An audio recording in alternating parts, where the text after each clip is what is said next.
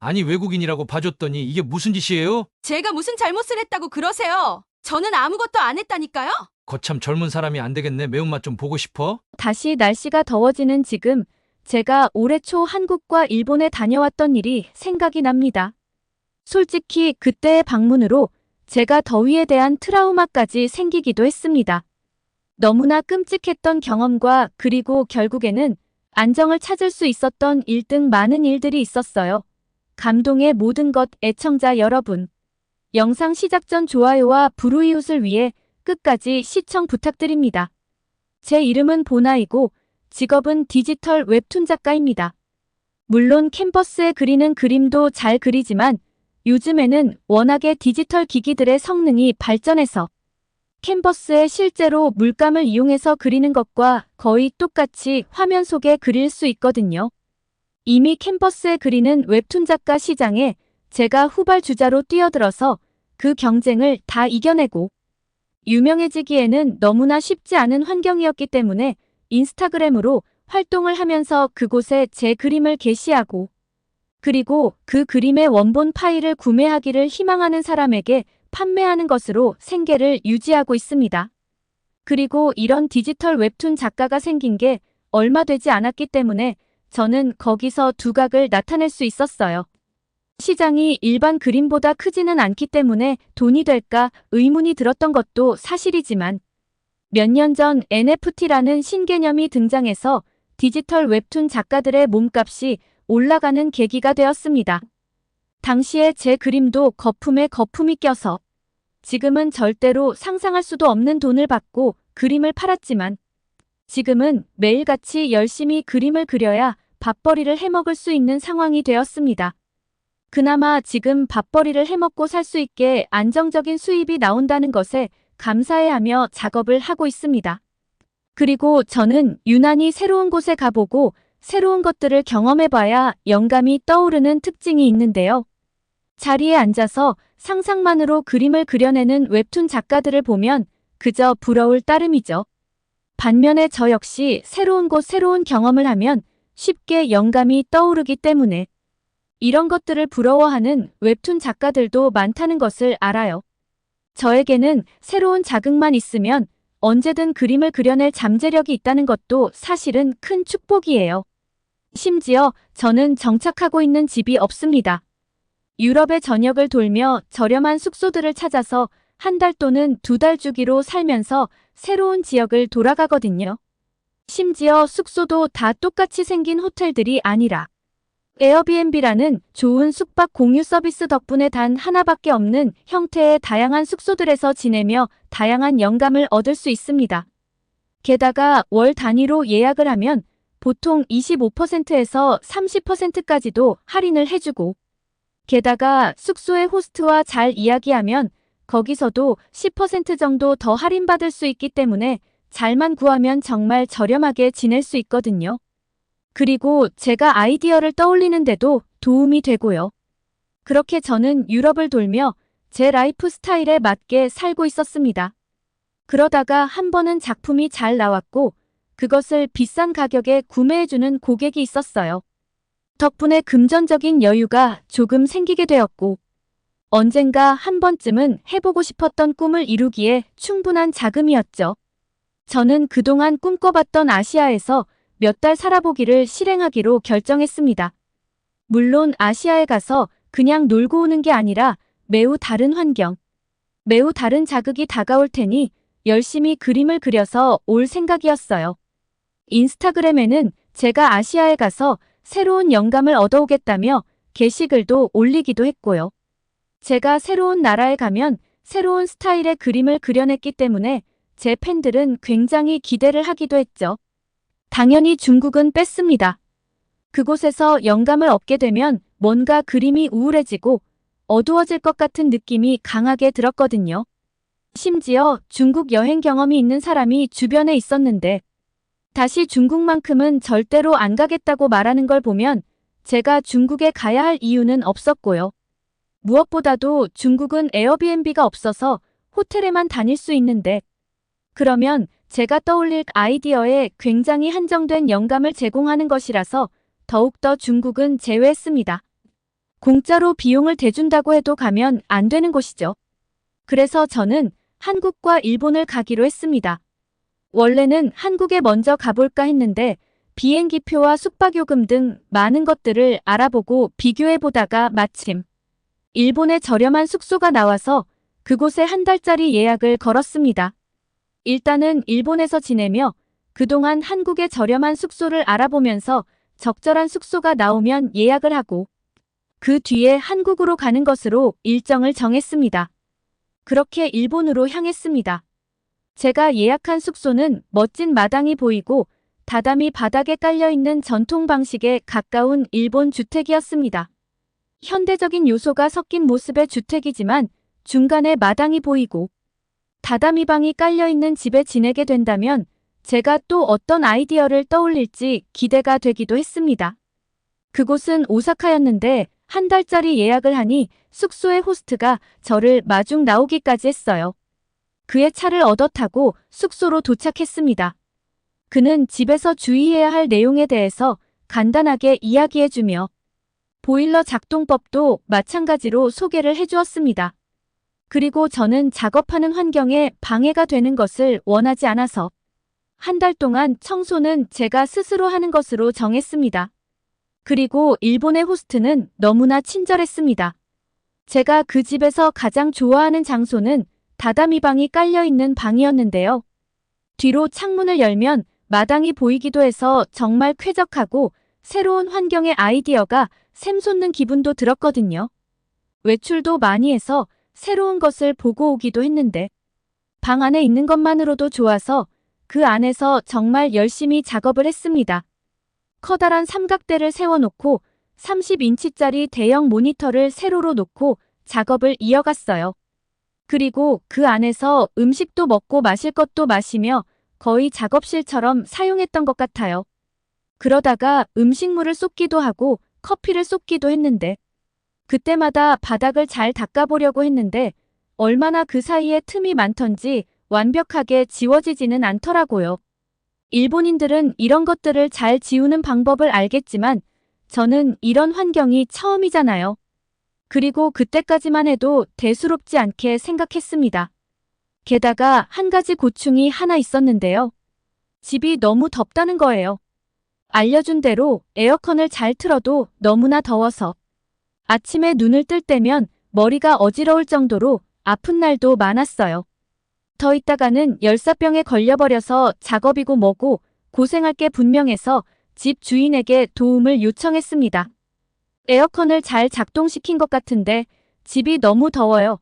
제가 작동법을 다시 배워봤으면 합니다라는 메시지를 어플을 통해서 보냈죠. 호스트는 곧바로 메시지를 읽고 방문을 하겠다고 했습니다. 이제는 시원하게 잘 수 있겠구나 생각이 들어서 호스트가 오기만을 기다렸습니다. 호스트가 웃으며 방문했습니다. 호스트는 제가 어디서 자는지 물었고 저는 다다미가 깔려있는 방에서 작업하면서 잠도 잔다고 말했고 다다미 방으로 들어온 호스트는 표정이 급격하게 변하기 시작했습니다. 그는 저에게 에어컨 사용법을 알려주기도 전에 이미 화가 나 있었어요. 우선 바닥에 음식물과 커피 얼룩이 있다는 것을 발견하고 분노했고 제 삼각대를 보더니 그 삼각대가 바닥을 누르고 있어서 동그랗게 자국이 3개 남은 것을 가지고도 상당히 불쾌했습니다. 다다미 방은 딱딱한 바닥이 아니고 쿠션 느낌이 있는데 이 쿠션은 탄력이 그다지 강한 게 아니라서 이런 물건들이 놓여 있으면 그대로 자국이 남는데요. 그리고 뭘 흘리면 얼룩으로 남을 수도 있어서 관리가 어렵다는 이야기를 하면서 저에게 퇴거를 요청했습니다. 사유는 시설물 파손이요. 저는 조금 황당했습니다. 그냥 바닥에 작업대를 놓고 쓴 것이고 음식물을 흘리는 것은 살면서 있을 수 있는 일이잖아요. 그의 부당한 대우에 항의했으나 그는 에어비앤비 측의 시설물 파손으로 퇴거를 요청한다며 증거 사진도 찍고 저를 퇴거시키기 위한 절차를 밟았어요. 그리고 심지어 그 요청이 승인되어서 저는 퇴거해야 했습니다. 게다가 남은 숙박비는 환불도 못 받았어요. 시설물 훼손이라며 보상해야 된대요. 정말 기가 찼습니다. 그렇게 쫓겨났고 일본에 있어야 할 남은 기간 호텔에 머물었는데요. 이때부터 몸 상태가 나빠지기 시작했습니다. 그동안 더위에 노출되면서 자꾸 작품에 대한 열정으로 몸이 버텼던 것 같은데 안 좋은 일이 생기고 갑자기 환경이 변화하니까 몸이 견뎌내지 못한 것이죠. 어지러움과 몸살에 시달렸어요. 일본에서는 작품 한 개를 올리고 그 다음 작품을 만들고 있었는데 결국 완성시키지 못했어요. 일본에서 여러 가지 작품이 나올 것으로 기대했는데 겨우 한 개만 올라왔다며 실망하는 팬들도 있었습니다. 저의 몸 상태를 설명하고 이곳에서 있었던 일을 게시했습니다. 그러자 댓글들이 많이 달리기 시작했는데 다다미 방에는 원래 아무것도 놓지 않아야 한다. 관리가 어려워서 일본인들도 모든 방을 다다미로 하지 않는다는 등 제가 몰랐던 사실들에 대해서 댓글이 달리기 시작했어요. 그리고 저와 같이 일본의 다다미에 대해서 잘 몰라서 유사한 경험을 했던 사람들도 많았다는 것을 알 수 있었어요.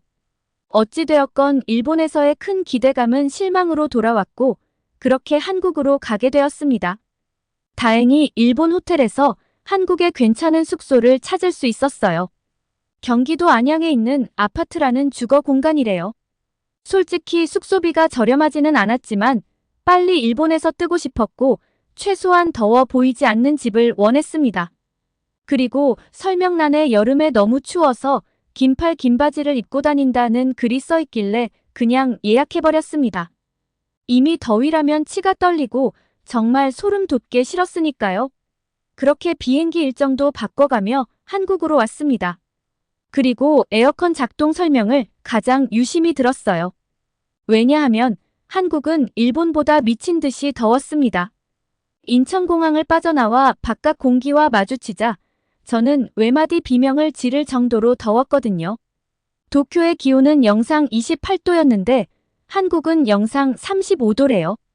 한국에 왔는데 이렇게나 더울 줄 몰라서 많이 당황했었기 때문에 첫날부터 에어컨을 강하게 틀고 잠에 들었습니다. 솔직히 집안이 덥지는 않았지만 일본에서도 깨어있을 때는 그럭저럭 있을만 했다가 잠이 들면 너무 더워서 깬 적이 많기 때문이었죠. 그런데 저는 오히려 반대 상황에 직면합니다. 추워서 덜덜 떨면서 잠에서 깼어요. 요즘 글로벌 온난화가 문제라더니 이상 기온이 있는 것인가 싶었습니다. 그리고 창문을 열어서 바깥 공기를 들어오게 했습니다. 하지만 바깥에서 미친 듯이 신선한 공기가 들이찼고 저는 한국의 집의 구조가 일본 집들보다 수십 배 좋다는 것을 알았어요. 아니 그 어떤 유럽의 집들보다도 시원했고요. 저는 다음 날 한국인 호스트에게 어제 에어컨을 틀었더니 너무 추웠다며 적정 온도가 몇 도인지 알려달라고 메시지를 보내야 했습니다. 한국인 호스트가 알려준 대로 적정 온도를 맞추고 나니 정말 너무나도 쾌적하게 잠을 잘 수 있었어요. 그리고 바닥이 너무 시원해서 바닥에 누워있다가 낮잠을 몇 시간씩 자버리기도 했어요. 그동안 몸 상태가 약해져 있던 것도 말끔하게 치유된다는 느낌을 받았습니다. 처음 며칠은 그 집에서 나가지도 않고 편의점에서 필요한 것만 사와서 집안의 포근함을 즐겼습니다. 제가 단편적으로 일본과 비교를 해서 그렇지 사실 한국 집은 유럽의 그 어떤 집들보다 포근합니다. 정말 이건 획기적인 방식의 보온입니다. 집 전체가 시원하니까요. 그렇게 며칠간 생전 처음 해보는 요양을 하고 나니 몸이 매우 개운해졌습니다. 외출도 하며 한국의 모습을 구경하고 그리고 제가 거기서 봤던 것을 기반으로 새로운 아이디어를 떠올렸습니다. 그래도 저는 한국의 아파트에 영감을 받아서 관련된 그림을 많이 그렸어요. 서울까지 안 가고 인천의 번화가만 가도 새로운 모습에 눈이 즐겁기도 했지만 추운 겨울이라서 그런지 집 안에 들어갈 때마다 느껴지는 온기가 너무나 기분을 좋게 만들어줘서 한국의 어떤 것들보다 한국의 아파트를 더 사랑하게 되었거든요. 제가 이런 것들 때문에 어떤 나라에 가든지 호텔에서 묵는 게 아니라 그 나라의 평범한 사람들이 살고 있는 곳에 가서 지내는 것이죠. 그리고 역시나 한국과 일본 모두 저에게는 굉장히 강렬한 기억으로 남았고요. 물론 일본에서는 굉장히 힘들었던 기억으로 남기는 했지만 또 결국에는 제 소중한 경험과 자산 아니겠냐는 생각을 가지고 긍정적으로 생각해 보려고 합니다. 그리고 한국에서의 기억은 포근함, 따뜻함으로 남아서 제가 한국 그림을 그릴 때마다 그림의 전반적인 색감이 주황색 쪽으로 가기도 하네요. 혹시라도 겨울에 한국 방문을 염두에 두고 계신 분들이 있다면 일반적인 호텔 말고 한국인들이 지내고 있는 평범한 아파트에 가서 한번 지내보는 게 어떨까 조심스럽게 추천해 봅니다. 후회하지 않는 선택이 될 거라고 확신하거든요. 그러면 다음 사연으로 넘어가겠습니다. 잠시만요. 택시 좀 세워봐요. 엄마 코피가 멈추지 않아. 도시로 가는 택시 안에서 한 미국 소녀의 코에서 피가 나기 시작했고 시간이 멈춘 것 같은 정적이 흘렀습니다. 그리고 그 정지된 순간 택시 운전사는 외과 의사 못지않은 숙련된 처치로 그 미국 모녀의 삶의 방향을 바꿔놓았습니다. 그 택시 운전사의 정체는 무엇일까요? 안녕하세요. 제 이름은 모니카입니다. 제 인생의 한국이라는 나라와 이토록 아름답고 복잡한 관계가 될 것이라고는 상상도 못했죠. 저와 한국과의 인연은 어머니의 마지막 순간이 계기가 되었어요. 어머니를 마지막으로 뵈었을 때가 기억이 나요. 항상 생기가 넘치던 그 눈동자는 세월과 질병의 끊임없는 행진에 굴복하여 점점 어두워지고 있었어요. 그녀는 내 손을 꽉 잡으며 여전히 싸우고 있고 여전히 나와 함께 있다는 무언의 메시지를 보냈어요. 그녀는 속삭이는 목소리로 나한테 뭔가 약속해줘야 해라고 말했어요. 나는 쏟아질 것 같은 눈물을 참으며 고개를 끄덕였어요. 뭐든지 엄마 한국으로 데려다 줄래?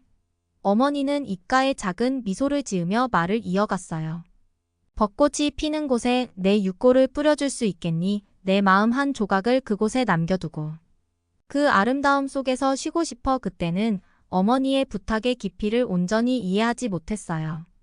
한국에 가본 적도 없었고 그녀가 다녀온 여행과 그녀가 만났던 사람들에 대한 이야기만 들었으니까요. 하지만 그 순간 저는 그녀에게 약속했어요. 그것이 제가 그녀에게 한 마지막 약속이었어요. 그 후 며칠은 애도와 준비 그리고 내 나침반이 되어 주던 그녀가 없는 삶을 헤쳐나가려는 노력의 연속이었어요. 저는 어린 피치를 유일한 닻으로 삼고 슬픔의 바다에서 길을 잃고 표류하고 있었어요. 피치는 너무 어려서 상실을 이해하기 어려웠고 그 순수함이 제 아픈 마음을 달래주었어요. 우리는 생명의 계절인 봄의 한가운데서 한국으로 출발했지만 저는 새롭다는 느낌은 전혀 들지 않았어요. 비행 시간은 길었고 피치는 비행 내내 제 무릎에 머리를 기대고 잠을 잤어요. 저는 내 마음의 한 조각인 피치를 보며 어머니가 나를 바라보며 느꼈을 감정이 궁금해졌죠. 인천국제공항에 착륙하는 순간 다른 세상에 온 것 같았어요. 외국어의 합창 읽을 수 없는 문자로 그려진 표지판, 낯선 향신료의 향기가 공기를 가득 채우고 있었어요. 압도적이고 혼란스러웠지만 저는 약속을 지키기 위해, 제게 모든 것을 준 여인을 위해, 마지막 사랑에 보답하기 위해 이곳에 왔어요. 우리는 택시를 타고 어머니가 많은 시간을 보냈던 도시로 향했고, 어머니는 그곳을 이야기 속 등장인물이 될 정도로 애정을 가지고 묘사했어요. 택시 안에서 바라본 도시는 신문을 보는 노인들, 휴대폰으로 사진을 찍는 젊은 여성들, 게임을 하며 낄낄대는 아이들 등 매우 붐비었어요. 그런데 예고도 없이 피치의 코에서 피가 나기 시작했어요. 갑자기 피치의 창백한 피부가 선명한 붉은색으로 변하는 순간 공포가 밀려왔어요. 저는 엄마였지만 그 순간 저는 무력감을 느꼈어요. 휴지를 더듬더듬 만지고 말로 달래고 흐름을 멈추려고 노력했지만 우리를 구해준 것은 택시 운전사였어요. 그는 상황의 긴박함을 믿기지 않을 만큼 침착하게 택시를 세우고 완벽한 영어로 잠시만요, 제가 도와드릴게요라고 말했어요. 그의 손은 능숙하게 피치의 머리를 뒤로 젖히며 연습한 것처럼 편안하게 압박을 가했어요. 그는 제가 미처 생각지도 못한 구급상자를 가지고 있었고 전에도 이런 일을 여러 번 해본 사람처럼 자신감 있게 일했어요. 출혈이 멈추고 피치의 눈물이 마르자 그는 막대 사탕을 건네며 미소를 지으며 눈가에 주름을 잡았어요. 이제 다 나았어요. 이제 눈물 안 흘려도 돼요. 알았죠. 저는 안도감에 떨리는 목소리로 그에게 감사를 표했고 그의 능숙한 처치에 그에게 물어봤어요. 그는 몇 년 전에 와서 자신과 다른 많은 사람들에게 기본적인 응급처치를 가르쳐준 미국 의료진에 대해 이야기하며 결코 사라지지 않는 흔적을 남겼다고 말했어요. 제 어머니도 그 의료진 중 한 분이셨죠. 그 순간. 저는 갑자기 한국이 그렇게 낯설고 압도적으로 느껴지지 않았어요. 어머니의 일부가 이곳의 택시기사 같은 사람들의 삶에 녹아있는 것 같았어요. 택시 운전사 박 씨는 우리를 호텔로 데려다 주겠다고 고집했어요. 저는 더 이상 강요하고 싶지 않아 거절하려고 했지만 그는 듣지 않았어요. 제가 할 수 있는 최소한의 도리예요. 그가 백미러를 통해 제 눈을 마주치며 말했어요. 당신 어머니는 내 여동생을 도와준 적이 있어요. 고마움의 빚을 갚는 거죠. 서울거리를 달리며 박 씨는 자신의 이야기를 들려주었어요. 몇 년 전 누나가 교통사고를 당했는데 누나가 완전히 회복할 수 있을 때까지 곁을 지켰던 분이 바로 어머니였어요. 어머니는 우리에게 천사 같은 분이었어요 라고 하시는 감정이 북받친 목소리로 말했어요. 제대로 감사 인사를 할 기회가 없었어요. 그 말을 들으며 어머니가 얼마나 많은 생명을 만져주셨는지 생각하니 눈물이 맺히기 시작했어요. 어머니는 항상 제 영웅이었지만 이제 저는 어머니가 도와준 사람들의 눈을 통해 어머니가 암흑의 시대의 희망의 등불로 보이기 시작했어요. 우리는 박 씨가 이 지역 최고의 호텔 중 하나라고 장담한 소박하지만 따뜻한 호텔에 도착했어요. 그는 짐을 들어주고 피치에게 막대 사탕을 한 개 더 주며 자신의 명함을 건네주었어요. 필요한 것이 있으면 무엇이든 전화하세요 라고 그는 말했어요. 그 진심이 담긴 제안에 저는 눈물을 훔치는 제 자신을 발견했어요. 그날 밤 피치가 여행에 지친 채 푹 잠든 사이 저는 창가에 앉아 이제 우리 가족의 이야기가 되어버린 도시를 바라보았어요. 이 이국 땅에서 느낀 감정은 어머니가 돌아가신 후 그 어느 때보다 어머니와 가까워진 느낌이 들었어요. 마치 어머니의 존재와 영혼을 느낄 수 있는 것 같았죠. 다음 날. 어머니의 마지막 소원을 이루기 위해 벚꽃공원을 찾았어요. 이 공원은 매년 벚꽃이 피는 것으로 유명해 전 세계에서 사람들이 모여드는 자연의 장관이었어요. 분홍색과 흰색 꽃으로 가득 찬 나뭇가지 사이를 걷는 동안 마음이 평온해지는 것을 느꼈어요. 잔잔한 시냇물이 흐르는 한적한 장소를 찾았고 시냇물은 비밀을 속삭이듯 흐르고 있었어요. 손끝에 닿는 유골함의 표면이 차갑고 매끈한 유골함을 꺼내 어머니께 말씀드렸어요. 박 씨에 대해, 도시에 대해, 그리고 그녀가 도왔던 사람들의 마음속에 어떻게 그녀의 유산이 살아 숨쉬는지에 대해 이야기했어요. 그리고 피치를 곁에 두고 어머니의 육골을 벚꽃 사이에 뿌렸고 바람에 흩날리는 벚꽃을 바라보며 어머니가 그토록 사랑했던 아름다움과 하나가 되었죠. 이별을 고하는 순간이었지만 동시에 깨달음의 순간이기도 했어요. 어머니는 이곳에 자신의 많은 것을 바쳤고 그 대가로 이곳은 저에게 유대감과 소속감을 주었어요. 이제 막 이해하기 시작한 감사의 빚이었죠. 그 후 며칠 동안 우리는 어머니가 애정을 담아 말씀하셨던 장소들을 방문하며 도시를 탐험했어요. 그리고 우리가 가는 곳마다 어머니의 존재를 느꼈죠. 그것은 사람들의 친절한 풍경의 아름다움. 우리가 숨쉬는 공기 속에 있었어요. 어머니는 이 나라를 사랑하셨고 시간이 지날수록 저도 이 나라를 사랑하게 되었어요. 도시 중심부에 있는 작은 클리닉을 방문했을 때 어머니의 영향력을 다시 한번 마주하게 되었어요. 그 클리닉은 어머니가 자원봉사를 했던 곳이었으며 벽에는 그곳에서 봉사했던 의료진들의 사진이 걸려 있었어요. 그곳에는 태양처럼 환한 미소를 짓고 있는 어머니의 사진이 걸려 있었어요. 직원들은 어머니를 기억하고 지칠 줄 모르고 일했던 그들과 함께 웃고 울었던 가족의 일부가 된 미국인 의사를 기억했어요. 그들은 그녀의 연민과 혼신에 대한 이야기를 들려주었고 그 이야기를 들을 때마다 저는 자부심이 솟구치는 것을 느꼈어요. 그녀는 어머니 이상의 존재였고 고통과 아픔으로 가득 찬 세상에 선의 힘이 되어 주었어요. 다음 날 아침 사람들의 북적거림과 아침에 선율로 활기찬 도시로 나서는 우리를 따스한 햇살이 맞이해 주었어요. 호기심이 무한한 피치는 가보고 싶은 곳의 목록을 작성했고 그 열정은 제 마음을 따뜻하게 하는 밝은 불꽃이었어요.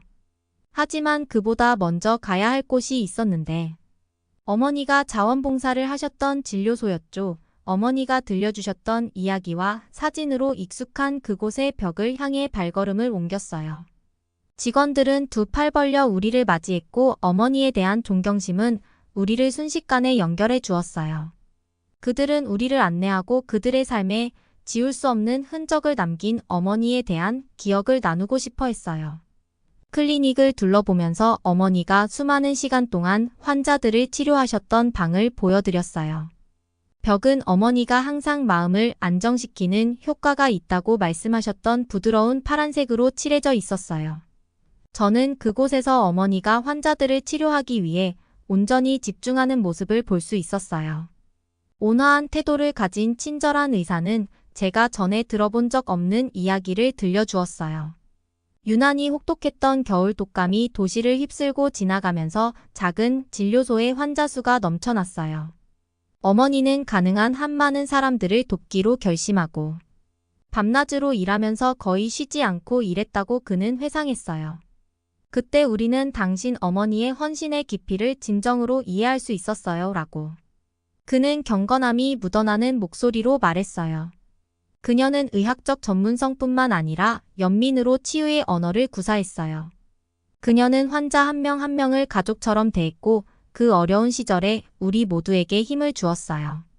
저는 자부심과 슬픔이 뒤섞인 감정을 느끼며 그 말을 들었어요. 어릴 적에는 어머니의 헌신이 너무나 당연하게 느껴졌지만 이제야 어머니가 얼마나 특별한 분인지 이해하기 시작했어요. 병원을 방문한 후 우리는 근처의 작은 공원에 도착했고 해가 지면서 도시의 불빛이 깜빡이기 시작했어요. 피치는 그네를 타고 놀고 있었고 피치의 웃음소리는 우리 주변에 울려 퍼지는 듯 했어요. 다음 날 우리는 서울에서의 또 다른 하루를 준비했어요. 우리는 어머니의 수건 사업이었던 작은 커뮤니티 센터로 향했어요. 센터는 이른 시간에도 활기가 넘쳤어요.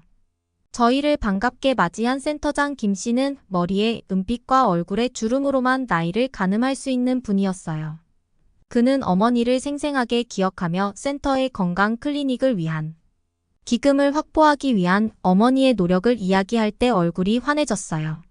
어머니는 자연의 힘이었어요. 라고 김 씨는 웃으며 말했어요. 그녀는 모든 사람이 의료 서비스를 받을 자격이 있다고 믿었고 이를 실현하기 위해 사력을 다해 싸웠어요. 김 씨와 저는 어머니가 어려운 가정에 식료품을 사다 주셨더니 아픈 아이를 위로하며 보낸 밤센터의 번영을 위해 개인적으로 희생하신 1등 잘 알려지지 않은 어머니의 친절에 대한 이야기를 나누었어요. 오전이 오후로 바뀌면서 저는 센터의 식당에서 점심 배식을 도왔어요. 간단한 식사였지만 공동체 의식이 느껴졌어요. 다양한 연령대의 사람들이 함께 둘러앉아 음식을 나누며 대화를 나눴고 편안한 웃음과 서로를 바라보는 눈빛에서 유대감을 느낄 수 있었어요. 그리고 어머니의 희생과 사랑이 얼마나 큰 것인지 처음으로 이해하게 되었어요.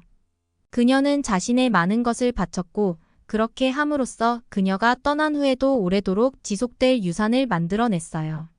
몇 달을 서울에서 지내다 보니 다가오는 겨울의 한기가 서울 거리에 스며들기 시작했어요. 피치와 저에게는 이곳에서의 첫 겨울이었고 새로운 경험에 대한 기대와 추위 속에서도 따뜻함을 느낄 수 있었어요. 첫눈이 내리는 광경에 눈을 떴을 때 도시는 온통 하얗게 뒤덮여 있었어요. 창밖을 봐요. 엄마. 동화 같아요. 피치가 속삭이듯 속삭이는 목소리에 그 순간에 마법이 가득했어요. 아이들은 추위로 인해 볼이 발갛게 상기된 채 웃고 뛰어놀며 기쁨을 전염시켰어요.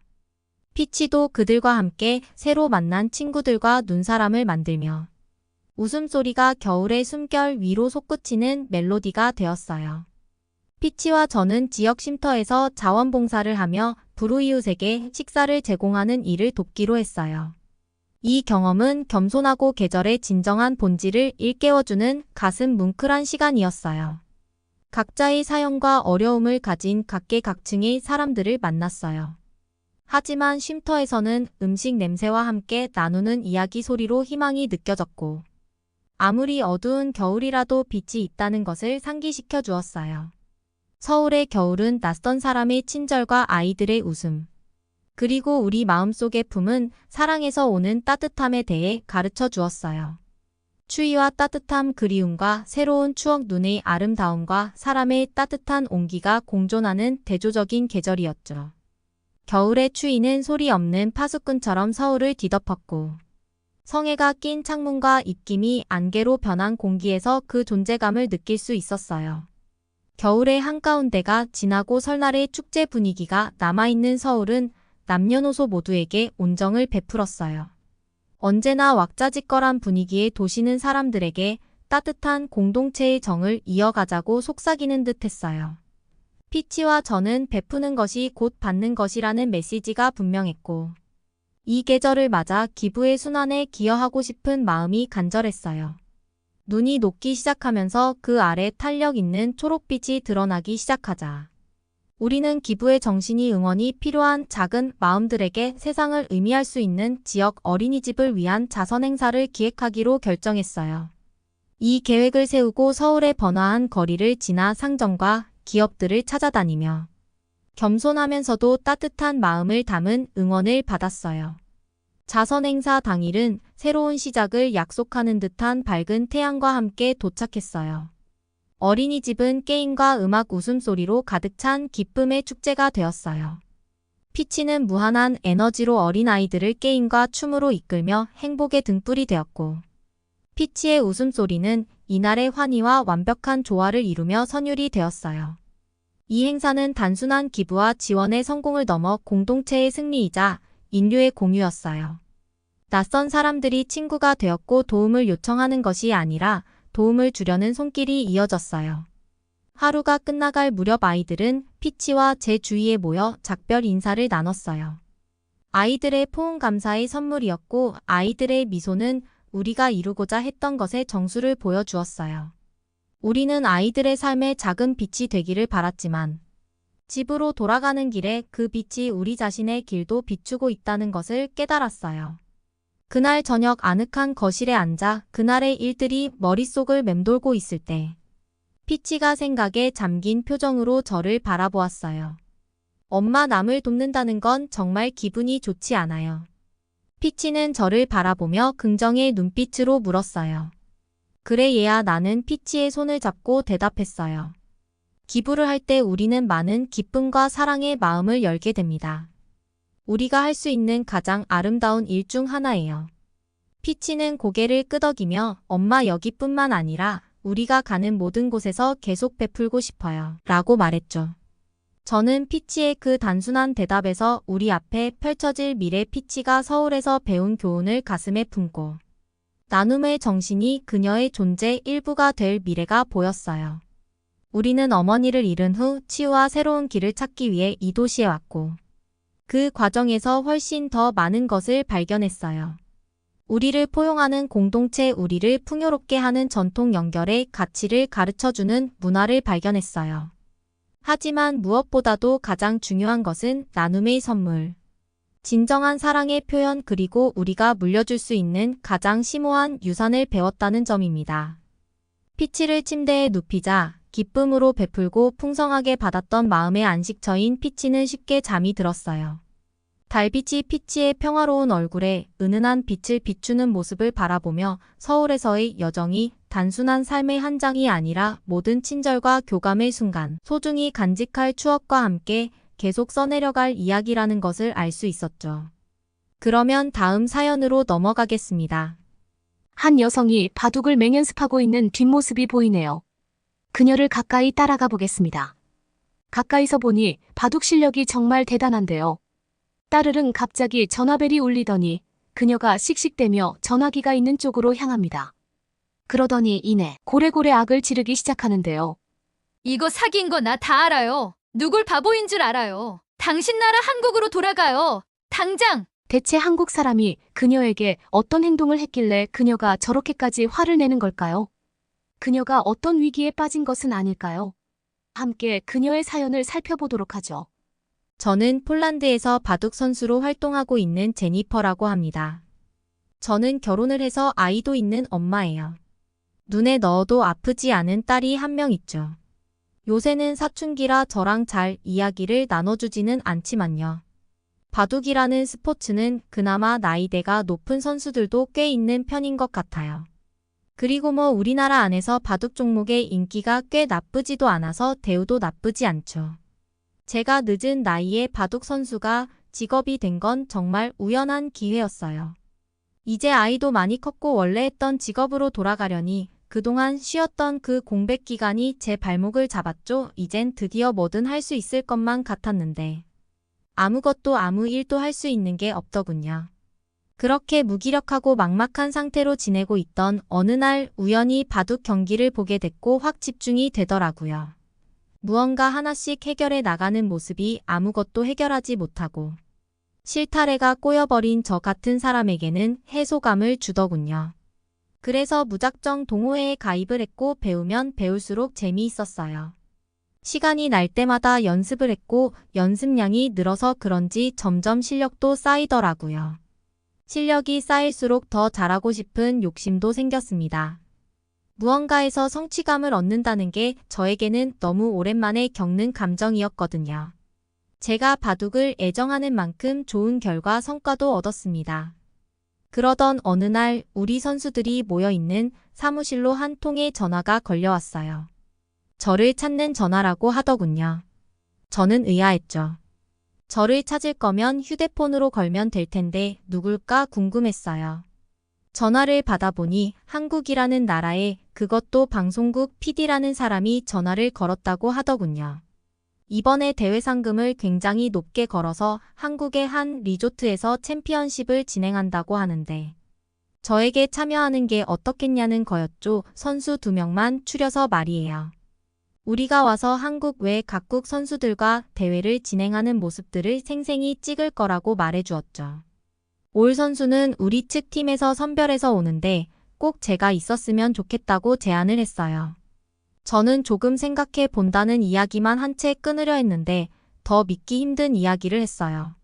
제가 온다면 우리 선수들의 항공비와 숙소비는 물론 식비 거기서 지내는 동안 여가비, 문화비 지원도 가능하며 통역사도 그리고 출연료는 대회 상관과는 별개로 또 지급한다고 말했죠. 너무나 파격적인 제안에 저는 순간 어안이 벙벙해졌습니다. 다른 동료들이 통화를 끊고 멍한 표정을 짓고 있는 저에게 와서 무슨 일이냐, 무슨 전화냐 걱정을 하며 물었습니다. 저는 너무 어이가 없을 만큼 이상한 제안에 아무 일도 아니라고 말하며 그냥 그날은 그렇게 넘어갔습니다. 집에 가서 남편에게 이 이야기를 하니 요즘 사기꾼이 많으니 조심하라고 하더군요. 게다가 최근 한국이 세계적으로 너무 주목을 받고 있어서 한국이라는 이름을 앞세워서 사실은 중국인들이 한국인이라 말하고 그렇게 사기를 많이 치고 다닌다면서요. 조심해서 나쁠 것 없으니 저도 알았다고 이야기했죠. 그렇게 며칠이 지나고 얼마 전 있었던 그 전화를 애써 까먹으려고 했습니다. 만약 그게 진짜라면 꼭 가고 싶을 만큼 엄청난 제안이었으니까요. 그날도 그냥 센터에서 훈련을 하고 있었는데 또 저를 찾는 전화라며 받으라고 했죠. 다시 받으니 그때 그 PD라는 사람이었습니다. 저는 남편에게 들었던 말도 있고 해서 그만하셔라, 이게 말이 되냐고 말했죠. 그러자 그 PD라는 사람은 자신의 신분증 명함 회사 주소 대회가 열리는 정보 등을 메일로 보내왔습니다. 저는 사실 한국에 대해 몰라도 너무 몰랐고 인터넷 같은 것도 잘 할 줄 몰라서 그게 맞는 것인지 혹은 위조가 된 것인지도 구분할 능력이 없었습니다. 그저 딸이 아무 인터넷 주소나 클릭하지 말라는 말을 했던 게 생각이 나서 우선 클릭은 하지 않고 있었죠. 그 PD는 왜 그렇게 못 믿으시는 거냐며 저를 이해하지 못한다는 반응이더군요. 저는 오히려 이렇게 먼 나라에서 얼굴 한번 본 적 없는 우리에게 왜 그런 말도 안 되는 친절이나 호의를 베푸는지 더 이해가 되지 않는 게 당연했습니다. 그래서 그냥 단도직입적으로 말했어요. 이거 사기인 거나 다 알아요.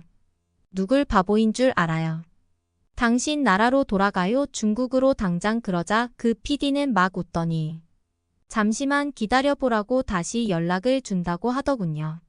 고래고래 소리를 지른 저를 보자 동료들이 이제는 무슨 일인지 이야기를 해보라며 저에게 다가왔습니다. 저는 무슨 일이 있었는지에 대해 그간 들었던 이야기와 어떤 제안들이 있었는지 말해줬죠. 역시나 저희 반응과 남편의 반응과도 별 다를 게 없었어요. 저희 동료들 모두가 이상한 사람한테 잘 못 걸려 정말 큰일 날 뻔했다고 저를 위로해줬어요.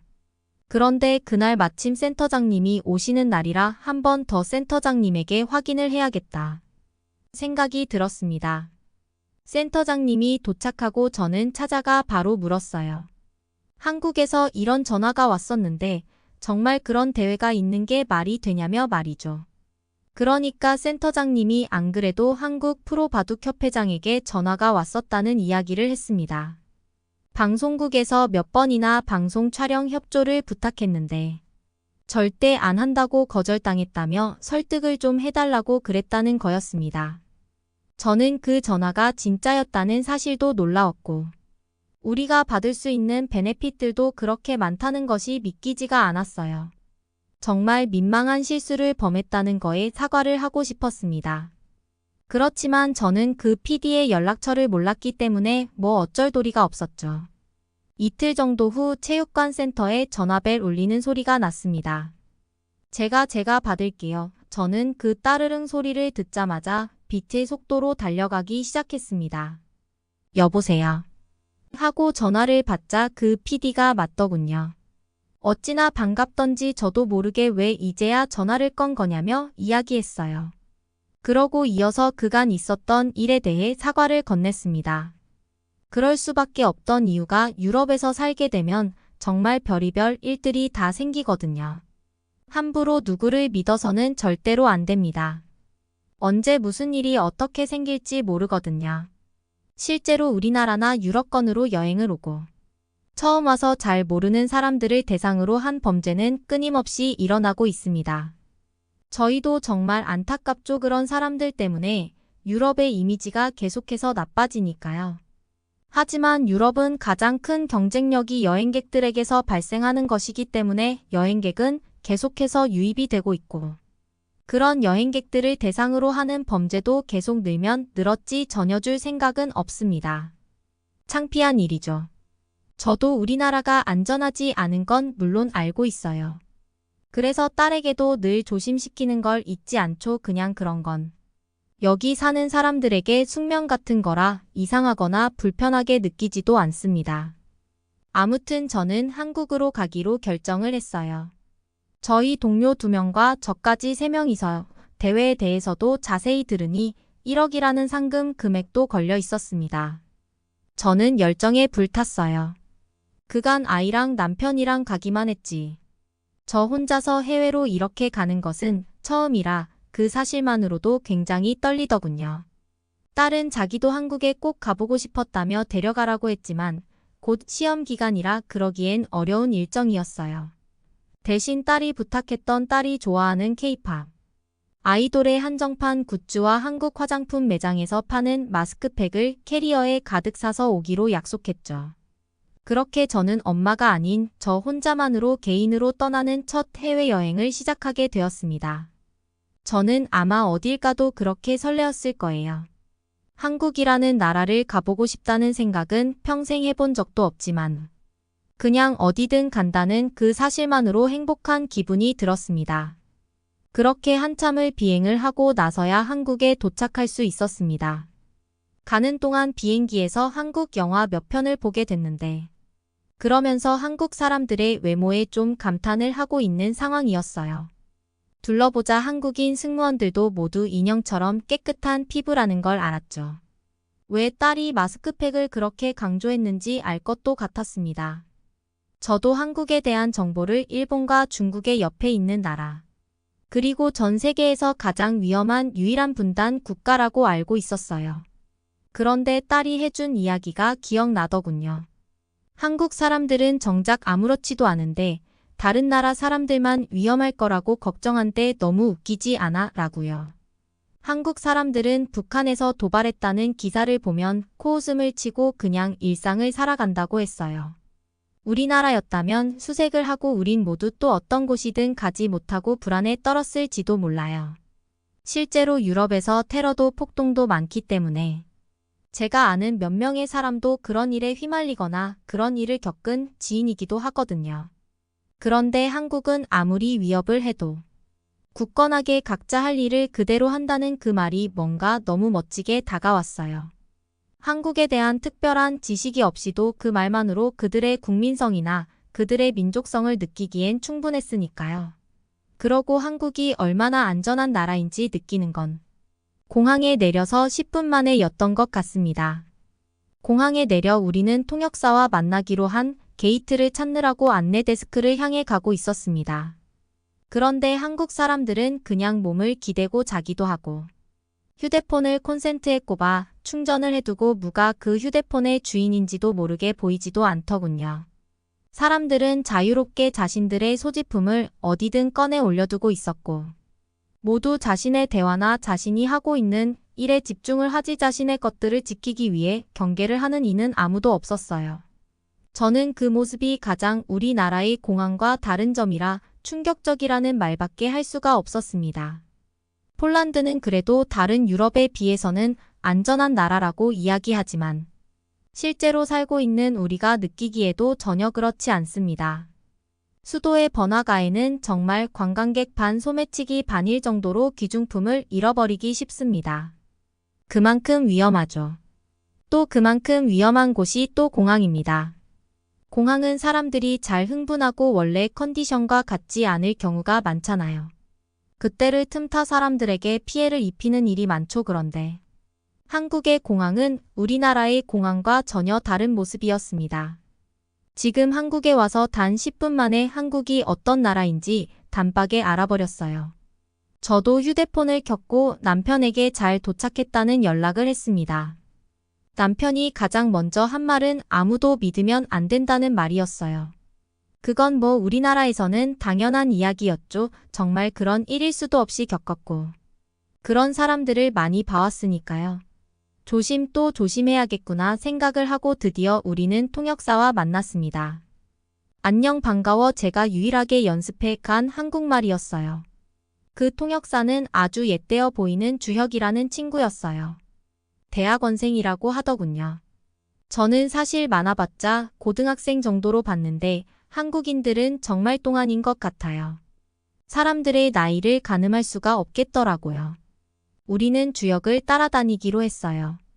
그래도 남편이 말해준 대로 절대로 모든 걸 믿지는 않고 경계를 하자 생각이 있었어요. 주혁은 방송국 PD와 만나기로 한 장소로 이동하자고 했습니다. 저와 우리 팀까지 총 3명은 그를 따라 움직였죠. 택시를 타고 움직였는데 택시가 작은 택시부터 아주 큰 밴 모양의 택시까지 원하는 대로 골라서 타기만 하면 됐죠. 차량 내부에 타니 무선 충전은 물론 비즈니스석처럼 생긴 좌석 모양의 우리는 서울까지 아주 발까지 뻗고 편하게 도착할 수 있었어요. 드디어 저희 소리 지르는 걸 들었던 방송국의 PD를 만나러 도착한 순간이었습니다. 저는 사실 어디로 숨고 싶은 마음이 컸어요. 무척이나 쪽팔렸거든요. 제가 얼마나 의심하고 버럭 화를 냈는지 분명히 기억하고 있으니까요. 저와 그간 통화를 나눴던 PD는 예진이라는 사람이었어요. 정말 여리여리한 소녀더군요. 목소리로 들었을 때와는 너무 다른 외모에 저는 놀랄 수밖에 없었죠. 분명히 보내준 신분증 사진엔 이렇게 마른 줄 몰랐거든요. 아와서 생각해보니 한국 사람들 중에선 비만을 거의 못 본 것 같다는 생각이 들었어요. 식습관이 좋다는 걸 음악 유튜브 채널에서 본 적이 있는데 비만율도 거의 없는 걸 보고 선한국의 모든 것들이 괜히 이슈가 되는 건 아니라는 게 새삼 느껴졌습니다. 예진 PD는 우리에게 한국에서 임금이나 수입이 생길 경우에 작성해야 하는 계약서와 필요한 서류들이 있다고 말했어요. 그리고 증명사진도 달라고 했죠. 제가 그걸 챙겨야 한다고 동료들에게도 말해주기로 해놓고 깜빡해버린 겁니다. 유럽에서는 정말 증명사진이 필수로 필요하기 때문에 우리도 다 여러 장씩 가지고 있는데 그걸 까먹고 두고 오다니 뭐 제 잘못이니까요. 한국에서 제 돈으로 새로 다 찍어줘야겠다 생각했어요. 그래서 저는 주혁에게 사정을 말하고 사진을 찍으러 갈 수 있게 도와달라고 말했죠. 하지만 우리 셋이라고 치면 인당 5에서 7만 원이 기본인 우리나라의 가격을 생각하니 부담스러운 비용이긴 했죠. 제 표정이 침울해 보였는지 예진 PD는 저에게 왜 그러냐 묻더군요. 그래서 저는 그냥 솔직하게 말했습니다. 아줌마라 깜빡깜빡해서 이런 일을 만들었다고 미안하다고 하면서요. 제가 책임을 지겠다고 말했죠. 예진 PD는 괜찮다고 웃으며 여기 앞에 24시간 무인 사진관이 있으니 거기서 해결하면 된다고 말하는 거였어요. 아니 무인이라니 그러고 24시간이라니 우리나라였으면 아마 그 기계를 싹 뜯어갔을지도 모르겠다는 생각이 들면서 웃음이 피식하고 나더군요. 우선 우리는 모두 배가 고픈 상태라 다 같이 모여 떡갈비라는 음식과 함께 맛있는 식사를 했습니다. 한국 음식은 하나하나 나올 때마다 사진을 찍기 바쁠 정도로 아름다웠어요. 그냥 일반 한식집이라고 분명히 들었는데 마치 고급 레스토랑에서 코스 요리가 나오는 색감이 조화로웠습니다. 저는 찍는 사진마다 기다리고 있을 우리 딸과 남편에게 보내주었어요. 연애할 때 이후로 남편이랑 이렇게 많이 연락을 했던 게 처음이었던 것 같네요. 예진 PD가 말한 대로 정말 무인 사진관이 있었어요. 그 안에서는 제가 원하는 대로 리모컨을 눌러 증명사진이 가능했고 몇 초 만에 인화가 되어 나오더군요. 한국에서 산다는 건 어떤 걸까? 점점 호기심이 생기기 시작했습니다. 그러고 내일 아침에 해외 국적과 한국 계약 시 작성에 필요한 서류들을 국가기관에 가서 뽑아야 한다고 했습니다. 그래서 오늘 찍은 사진과 여권을 꼭 가지고 나오라고 했어요. 저는 바로 내일이면 시합인데 너무한다 싶었죠. 그 서류가 없으면 우린 경기에 참가하기도 어려운데 일부러 한국팀을 우승시켜 주고 싶어 그러나 생각이 들었습니다. 왜냐하면 그 서류가 오전 중에 모두 완료된다는 것이 우리에겐 있을 수도 없는 일이었거든요. 그런데 한국에는 뭐든 못할 게 없다는 걸 바로 눈앞에서 증명해 보이더군요. 불가능이 없다는 나라라는 느낌을 받을 수 있었습니다. 한국 사람들은 뭐든지 원하는 시간에 빠르게 어떠한 것들도 이용할 수 있었죠. 우리는 믿을 수 없을 정도로 한국의 빠른 행정 처리 속도를 보고 우리나라를 떠올렸습니다. 우리나라의 행정 속도를 본다면 아마 그 담당자들의 일 처리 속도는 정말 나무늘보라 생각하시면 딱 비슷할 거예요. 그들은 일을 하는 게 마치 업무가 끝날 시간만 기다렸다 시간을 채우고 집에 가는 듯 보여요. 그런 기관을 방문해야 하는 일정이 생기면 우리나라 사람들은 그날 하루 일정은 넉넉히 비워두는 게 현명한 선택이라고 생각하거든요. 우리는 리조트로 향해 대회에 잘 참석을 했고 아쉽게도 32강에서 더 올라가질 못했어요. 그래서 남은 시간들은 예진 PD와 한국 구경을 하는 모습들을 담으며 한국에서의 일정은 모두 끝이 났죠. 저는 예진 PD에게 정말 고맙다는 손편지를 작성해서 건넸어요. 처음 시작은 우리가 비록 삐걱거렸지만 덕분에 이렇게 더 넓은 세상을 볼 수 있게 해줘서 고마웠다. 고 저의 진심을 담고 담아 적었죠. 한국을 돌아다니면서 느낀 것은 제가 모르고 오길 오히려 잘했다는 생각이 들었어요. 그래서 더 푹 빠진 채로 이것저것을 모두 다 즐겨볼 수 있었거든요. 편견이 있으면 오히려 해보지도 않고 그렇게 생각할 수 있을 텐데 저는 한국에 대해 워낙 백지 상태였는데 이번 방문 기회로 인해 아주 예쁜 색들로만 채울 수 있어서 너무 좋았죠. 그렇게 다시 저는 저희 가정으로 돌아갔습니다. 딸이 말한 마스크팩을 캐리어에 가득 싣고서 말이에요. 그런데 남편이 저에게 물었습니다. 한국에 가서 조금 살아보지 않겠느냐고 말이에요. 무슨 일이냐 물었더니 제가 그렇게 마치 연애할 때처럼 돌아가 행복해하는 걸 정말 오랜만에 본 것 같다고 행복할 수 있는 곳에 가서 살자는 의견이었어요.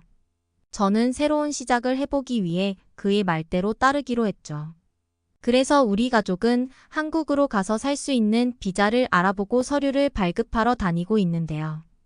아마 한국에서는 하루 이틀이면 되고도 남았을 그 시간들을 여전히 저는 여기서 아직도 이렇게 순서표를 뽑고 기다리고 있네요. 아직도 준비해야 할 서류는 산더미인데 저는 그 많은 시간들을 이제 더는 못 기다리겠어서 답답하고 초조한 마음뿐이네요. 다음 달에는 저도 한국에 갈 수 있겠죠. 부디 그러길 바랍니다. 여러분은 어떻게 보셨나요? 응원과 격려의 한마디씩을 댓글로 남겨주시기 바랍니다. 사연자분들께 전달해드리겠습니다. 실제 사연 제보를 받고 있습니다. 채택되신 분께는 작은 선물도 보내드리고 있습니다. 저희의 사연이 여러분의 하루에 작은 힘이 될 수 있었으면 좋겠습니다. 감동적인 사연을 주변 분들과 이야기 나눠보세요. 더욱더 좋은 영상으로 다시 찾아뵙겠습니다.